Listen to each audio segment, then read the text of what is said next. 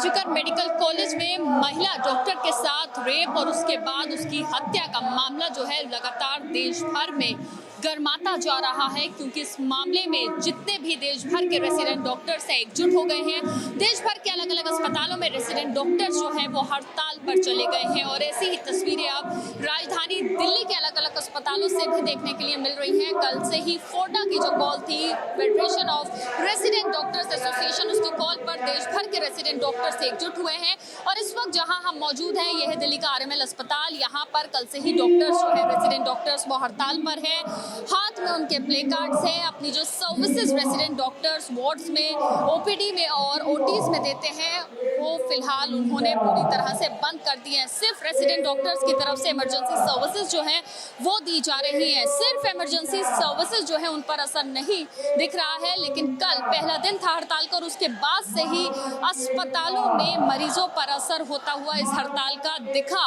क्योंकि मरीज जो थे उनके इलाज में देरी देखी गई। तो किसी जगह मरीजों को जो 3 महीने बाद उनको अपॉइंटमेंट मिला था उस पर उनको दूसरी डेट दे दी गई। इस तरह की केस स्टडीज जो है वो भी हमारे सामने आई मरीजों की। और अब आप ये देखिए कि यहाँ पर जो रेसिडेंट डॉक्टर्स हैं हड़ताल पे बैठे हैं, सबसे आगे महिला डॉक्टर्स यहाँ पर बैठी हुई दिख रही हैं और सबसे बड़ी बात यह है उनकी मांगे हैं कि इस पूरे मामले में महिला के साथ रेप हुआ, उसका मर्डर हुआ, डॉक्टर जो ऑन ड्यूटी थी, इसलिए ये सभी डॉक्टर जो है वो सीबीआई इंक्वायरी की मांग करते हैं। यहाँ पर आप लोगों की हड़ताल लगातार कल से जारी है। क्या उम्मीद आप लोग कर रहे हैं कि हड़ताल का क्या नतीजा निकलेगा और क्या उम्मीद इससे आपको है कि कोई सामने आए और आप लोगों से बात करे? हमें सरकार से और जनता से बहुत उम्मीद थी कि आज हमें हड़ताल पे नहीं बैठना पड़ेगा।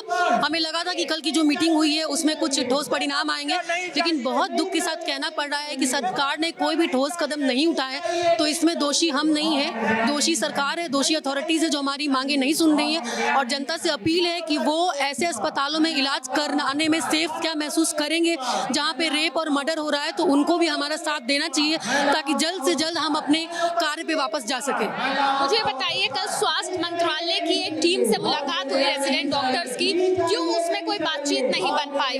क्यों बातचीत आप लोगों की उसमें बेनतीजा निकली? सॉरी, कल रेसिडेंट डॉक्टर्स की स्वास्थ्य मंत्रालय की टीम के साथ मुलाकात हुई है, उसमें क्यों बेनतीजा निकली वो बैठक? क्यों उसमें कोई बातचीत नहीं हो पाई, कोई हल नहीं निकल पाया?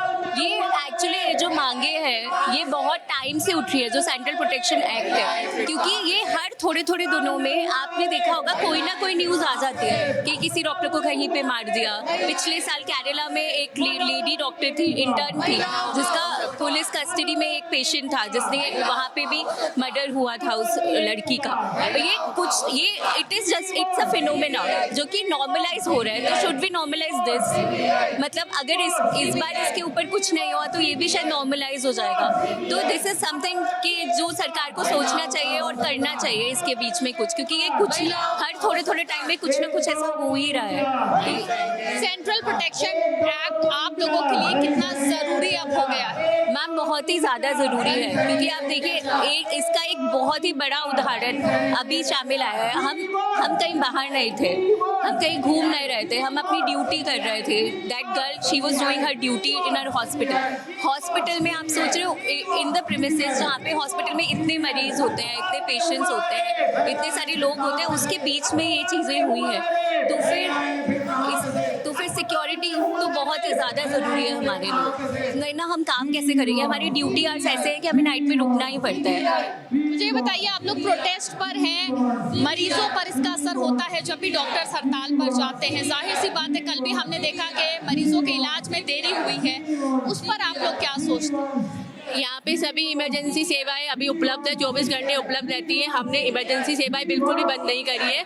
कोई किसी को इमरजेंसी है तो इमरजेंसी सेवाएं चल रही है, वो हमने डॉक्टर काम कर रहे हैं उसमें। मुझे ये बताइए कि हड़ताल जारी है, क्या उम्मीद आप लोगों को है कि क्या सरकार से, स्वास्थ्य मंत्रालय से कोई बातचीत करे, कोई हल निकले? क्या आप लोग चाहते हैं? हम पहली हमारी जो डिमांड है, जो अभी ये इंसिडेंट हुआ है उसकी सीबीआई जांच हो और जो इंसिडेंट जो विक्टिम है उसके परिवार को कंपनसेशन मिले और जो भी चल रहा है मतलब जो भी अक्यूज्ड है उसको इन्वेस्टिगेशन सही से हो।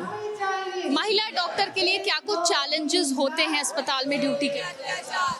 महिला डॉक्टरों के लिए बेसिकली जब नाइट ड्यूटी होती है तो उनकी सोने की व्यवस्था वगैरह नहीं होती सही से, सीसीटीवी कैमराज नहीं है, तो सुरक्षा के लिए मतलब कि एक खतरा है। मतलब सीसीटीवी कैमरा होने चाहिए हर जगह। देखिए बहुत सारे चैलेंजेस होते हैं महिला डॉक्टर्स के लिए जब भी वो ऑन ड्यूटी होते हैं, और यहाँ पर जितने भी डॉक्टर्स हैं उनकी हड़ताल लगातार जारी है। ये तस्वीर सिर्फ दिल्ली के आरएमएल अस्पताल में नहीं बल्कि दिल्ली के कई बड़े सरकारी अस्पताल, चाहे दिल्ली का एम्स हो गया, चाहे दिल्ली का सफदरजंग अस्पताल हो गया, या फिर इसके अलावा बात करें तो दिल्ली का जीटीबी हॉस्पिटल, एलएनजेपी हॉस्पिटल, सभी अस्पतालों में तकरीबन जो रेसिडेंट डॉक्टर्स हैं वो हड़ताल पर हैं। राजधानी दिल्ली में मरीजों पर असर कल ही इस हड़ताल का पड़ता हुआ दिख गया। तो आप सोचिए कि अगर डॉक्टर्स की हड़ताल जारी रहेगी तो कितना बड़ा असर मरीजों पर और स्वास्थ्य सेवाओं पर आगे पड़ेगा। कल मैं आपको बता दूं कि फोजा की एक मीटिंग जो है स्वास्थ्य मंत्रालय की एक टीम से हुई है, लेकिन वो बैठक जो है वो बेनतीजा निकली, जिसके बाद फिर वापस से फोजा ने कहा कि हम हड़ताल जारी रखेंगे जब तक एक प्रॉपर आश्वासन जो है वो हमें नहीं दिया जाता स्वास्थ्य मंत्रालय की तरफ से। कैमरा पर्सन राजेश कुमार के साथ मदीहा खान, एबीपी न्यूज़, दिल्ली।